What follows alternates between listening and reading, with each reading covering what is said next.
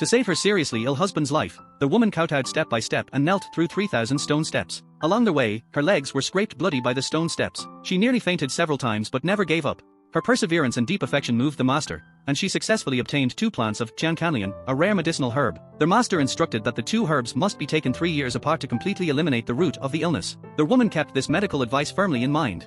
Thanks to her sacrifice to seek medicine, the woman became a virtuous wife praised by everyone in the capital. Her husband gradually recovered after taking the first herb, but shortly after his recovery, the imperial court issued an edict, ordering him to lurk in the enemy country to obtain intelligence. Before leaving, their husband promised to earn her the honor of an imperial title when he returned. To avoid distracting him from his mission, the woman hid the key fact that taking the second Jiankanlian is necessary for a full recovery and silently pledged to take good care of the Marquis's mansion. Over the next 3 years, the woman abided by her duties. She carefully attended to her mother-in-law's daily life, selected a good husband for her sister-in-law, and arranged the wedding. She managed the Marquis's mansion in perfect order, eagerly waiting for her husband's return. 3 years later, their husband returned triumphantly with meritorious deeds. The emperor personally held a celebration banquet for him, and everyone praised the woman's virtue for finally being rewarded. But at the banquet, their husband publicly asked to marry the princess of the fallen enemy country as his wife, forcing the woman to step down and become his concubine. The law prohibited demoting a wife to a concubine. Moreover, the woman's father was the imperial teacher of the former emperor. Such humiliation caused an uproar among the guests. Faced with this betrayal, the woman remained calm and proposed a divorce. However,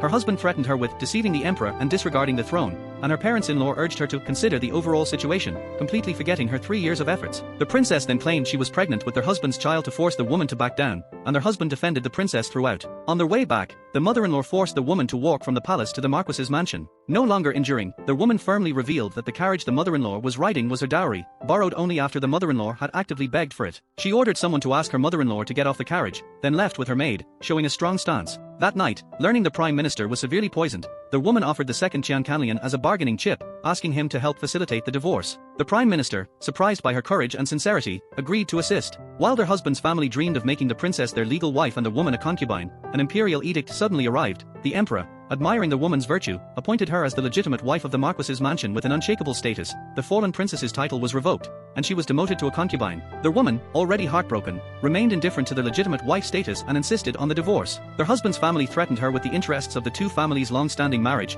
falsely claiming to worry about her having no place to live after the divorce, actually fearing the power of her natal family. Her natal family, however, had clearly stated their support for the divorce, promising to pick her up in an 8-carriage sedan chair, the same scale as her wedding, and never let her be looked down upon.